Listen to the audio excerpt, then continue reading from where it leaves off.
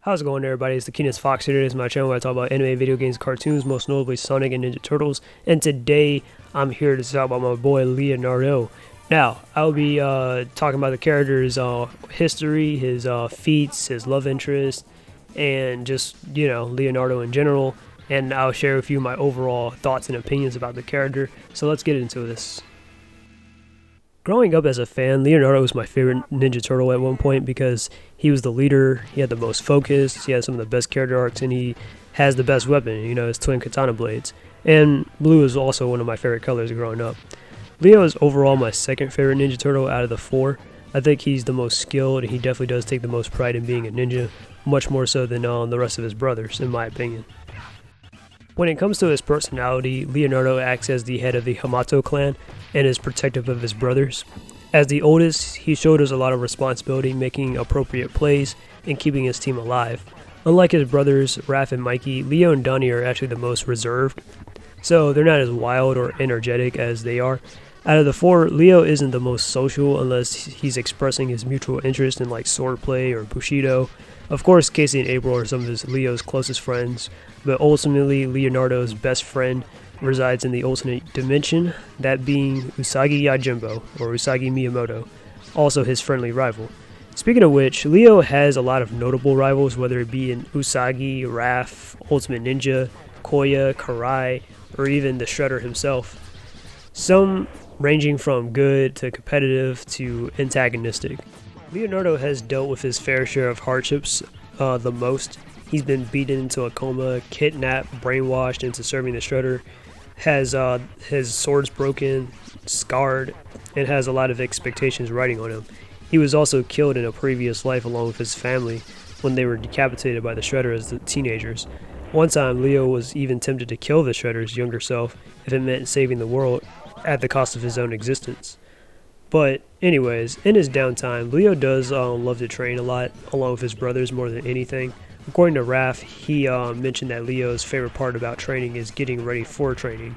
Outside of his responsibilities and his ninja skills, Leonardo is still a teenager through and through, so he enjoys playing video games, watching TV, and eating pizza with his bros. He's formal, he's respectful to his seniors like Master Splinter or the Ancient One, and of course, he's an honorable person. That's just the type of guy Leonardo is. Alright, so what's the current take on Leonardo? So, in the IDW comics, Leo is supposedly stoic and spiritual, and he mourns for his mom Tang Shin and her maternal love. Over the course of the comics, Leo has been broken, manipulated, lost his faith in Master Splinter, experienced loss and grief, and has done everything in his power just to keep his family together. And he always does prepare himself to face like big threats by training himself and focusing on his spiritual abilities. Under Sophie Campbell's run, I don't have too much of an issue with Leo's character, apart from what I've said in general. My main issue is how she writes Raph, Casey, Alopex, Donnie, and hell, even Mona Lisa mostly. My only nitpicks with her take on Leo is just that like his skills are like really downplayed and stuff because Leo shouldn't be like struggling to face like regular people. He acts more like a peacekeeper, and he kind of procrastinates, and he trains a bunch of nobodies. Outside of this, I do like how she's given Leo the role of Lita's adopted dad, which I wish that could have been how they could have reintroduced Venus de Milo. Nevertheless, I think making Leonardo becoming a teenage dad and like makes for an interesting narrative, especially since he's like a good family man and a mentor. So I think that would definitely be like the next big thing to do with his character, in my opinion.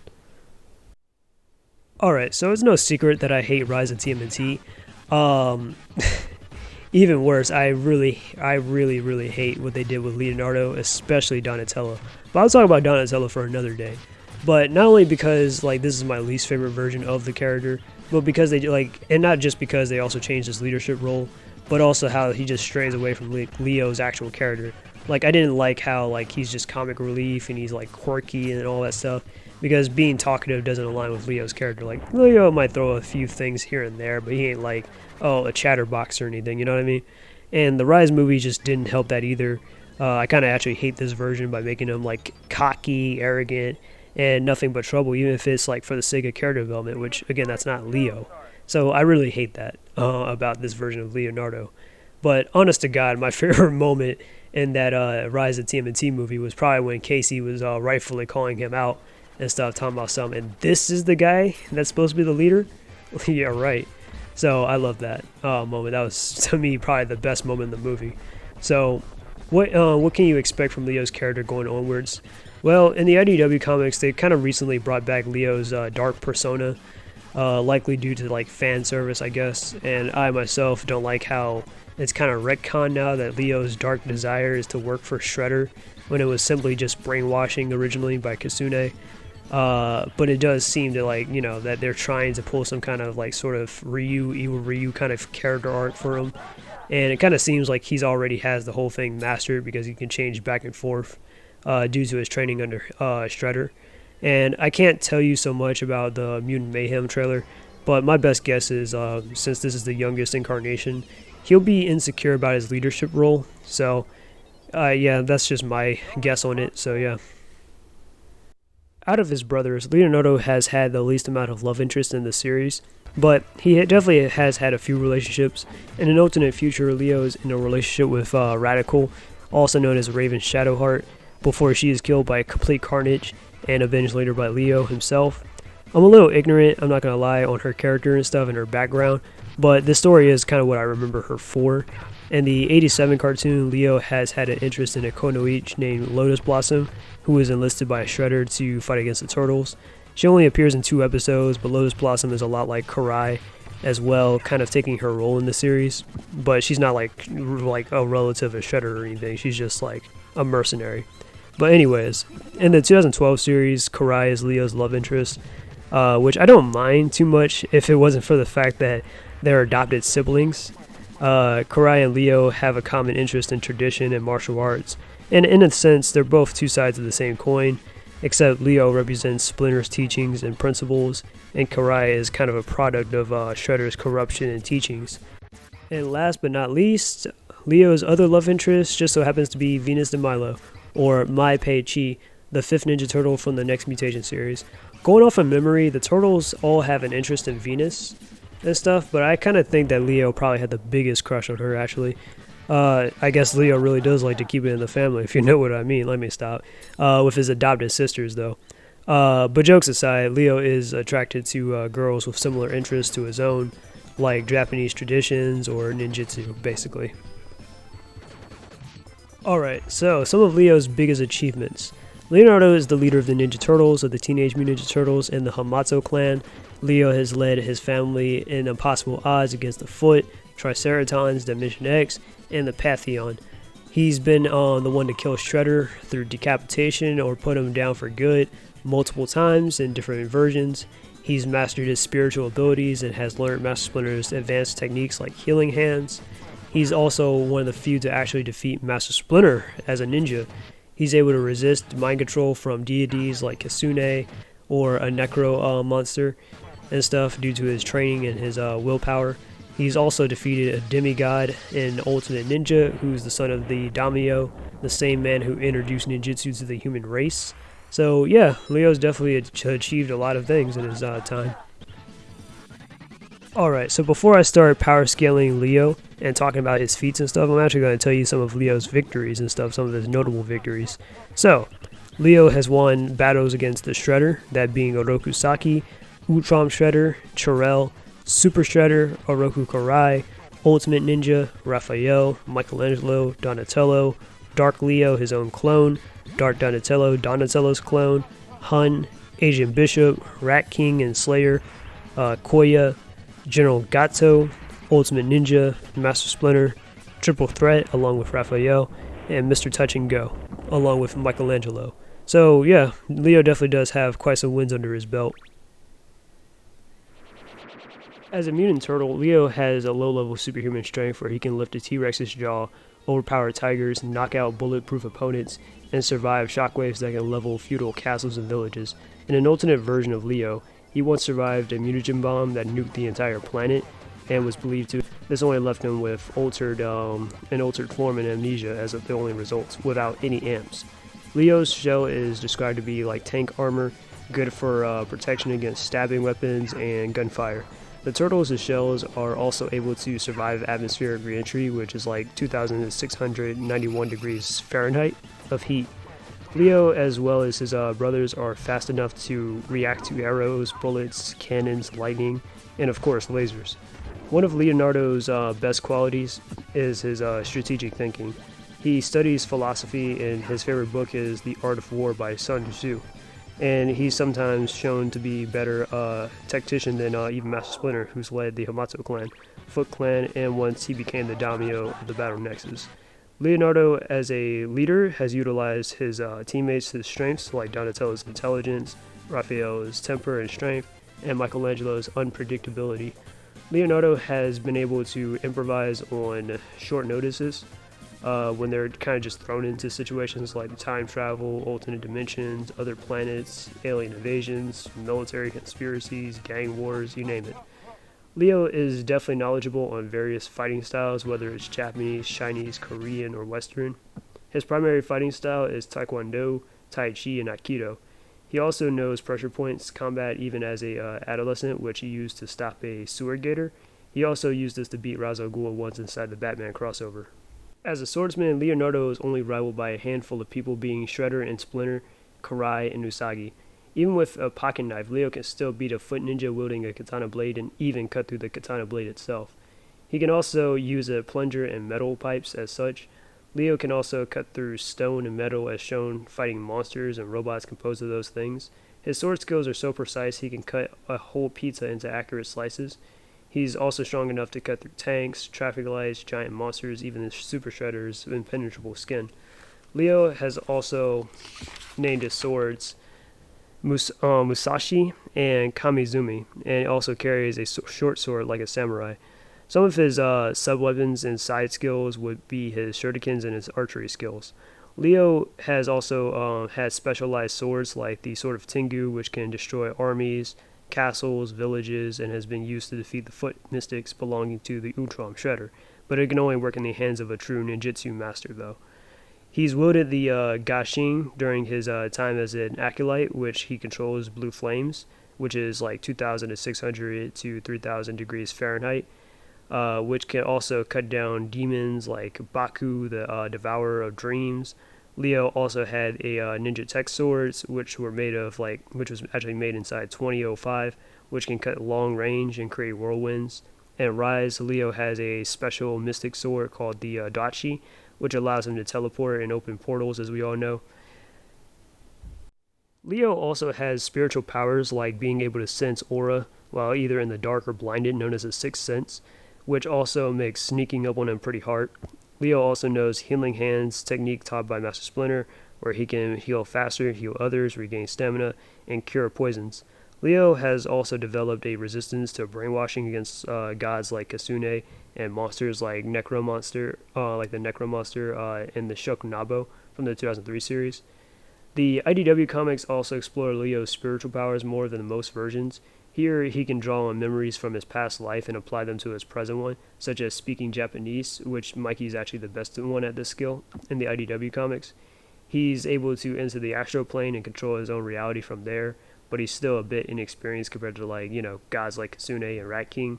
After recently training with the Shredder, he knows secret techniques like levitation and his dark half, which I think is a poorly written form, to be honest with you.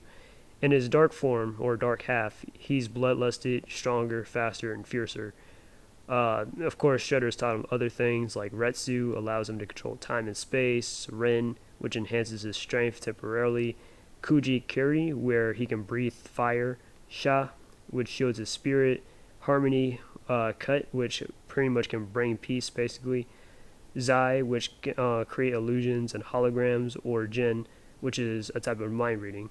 In an alternate future where Leonardo has mastered these abilities, he's a bit desensitized and aloof to the point where Michelangelo had accepted his leadership role in this state. However, he can freely astral project, fly, turn intangible, invisibility, etc.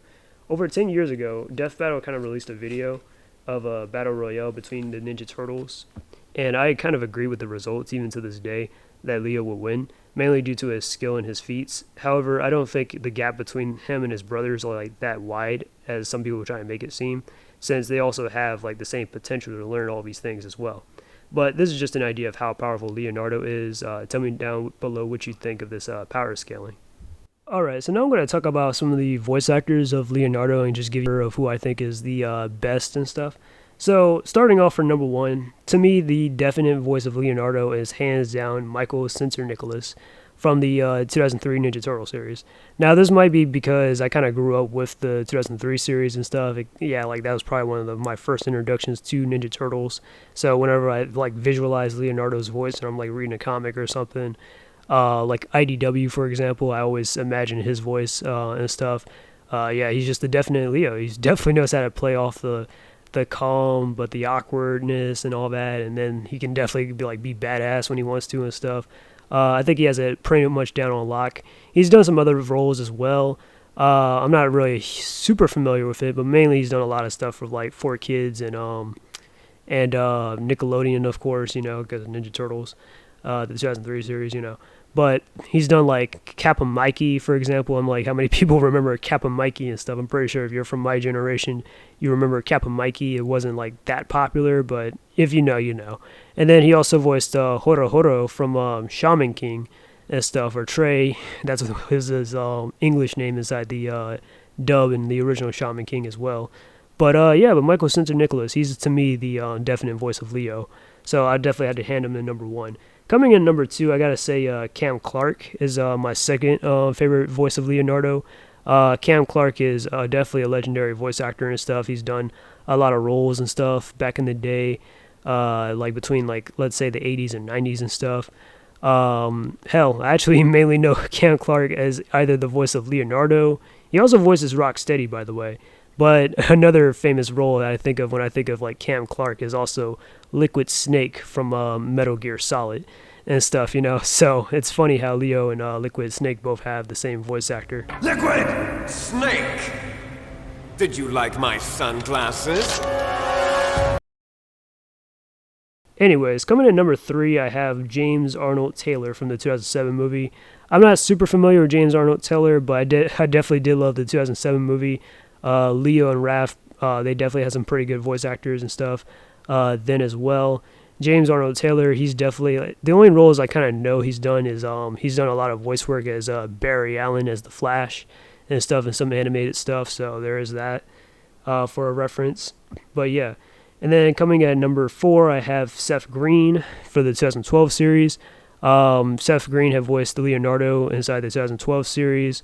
From like season 3 going onwards to season 5. So yeah, and if you don't know who Seth Green is the voice of Chris Griffin from Family Guy. So when I usually think of like Leo's voice sometimes, or I think of Chris's voice, yeah, they both got the same voice actor. And then on top of that, Seth Green is also the creator of Robot Chicken as well. So that's quite interesting. So yeah, I definitely got to give it to Seth Green for being a good Leonardo right there. And then coming in number five, I gotta tip my hat here for Brian Keith Toichi, if I'm saying that right. He's a Asian actor and stuff, I think he's Asian American, an Asian American actor. I don't know if he's Japanese, Chinese. I think he's Japanese, if I'm not mistaken. But anyways, he's an Asian American actor and stuff. He voiced Leo inside the 1993 movie and stuff. What else? He's like around 64 years old and stuff. He also voiced Liu Kang from the Mortal Kombat Defenders of the Realm cartoon. I know a lot of Mortal Kombat fans weren't really fans of the Defenders of the Realm cartoon. But I mean, I actually kind of enjoyed it. I remember watching it. Well, I didn't watch it when it came out because I wasn't born yet. But I watched it around when I was a kid, though, when they were showing reruns and stuff on this channel called Black Belt. So that was pretty cool. But yeah, there's him. So shouts out to Brian. Next up is Jason Briggs. Jason Briggs also voiced Leo from seasons 1 through 2 of the 2012 series. So Leo had two voice actors in that series, of course. Yeah, pretty much Jason, because of that, I guess I kind of think of his voice as a little bit, not immature, but definitely as a more youthful Leo, whereas Seth Green is more so, of course, deep and stuff, like, oh shit, Leo went through puberty or something, or whatever. They kind of explained this a little bit in the show, or they kind of explained it a little bit in the show because between season 2 and 3, Leo was he was at the end of season 2, Leo was beaten into a coma. So by the time he emerged from his coma and stuff, like in the comics, they changed voice actors and stuff, so there was that. I don't know too much about what happened behind the scenes there, but yeah. So Jason Briggs.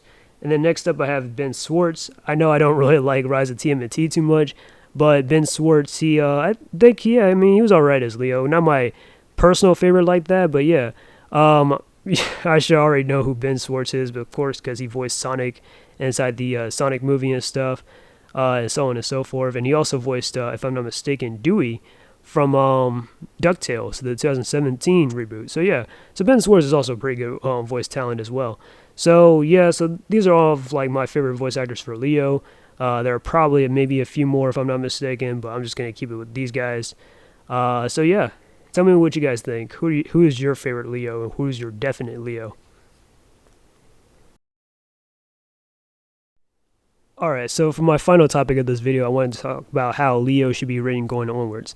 Now, Leo has been written as a coming of age archetype, where he kind of grows over time as a hero and a leader and stuff. And given how many times TMNT has always relaunched, I kind of wanted to see like Leo just move past this milestone already.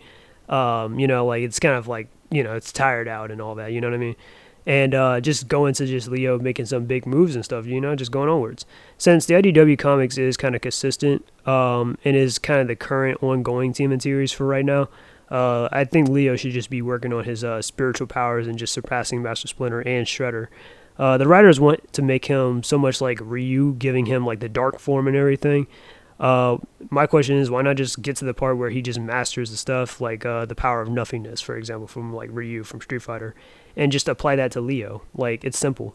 But I want Leo to assume the role as like a teacher and a mentor more, since he like kind of idolizes like his dad, Master Splinter, of course, for the most part. And if there's like a new series, whether it's a cartoon, movie, or video game, I want Leonardo to be already established like this in the introduction, like kind of like the introduction of the 2007 movie and stuff, where they didn't like where they kind of already like they basically kind of like in a few scenes they kind of already like captured, oh, like, yeah, this is the Ninja Turtles, if you know, you know. And then we just get to like, oh yeah, what's next? Like, oh, everybody's kind of grown now, or not that grown, but they're like college age. Leo's been away for like 2 years and stuff, training, and then he comes back to lead the team again and everything, and him and Raph have the whole, yeah. So I think that would probably be a lot more better going for Leo's character. But yeah, I feel like he should already be like a master level ninja and stuff. Dude should be like a Jonin or something. And just, yeah, that's just what I personally think. So tell me what you guys think about whether or not, what do you think of Leo and stuff? Do you agree? What I've said so far? But yeah, but anyways, this is the Keenest Fox and I'm out. Peace. And until we meet again.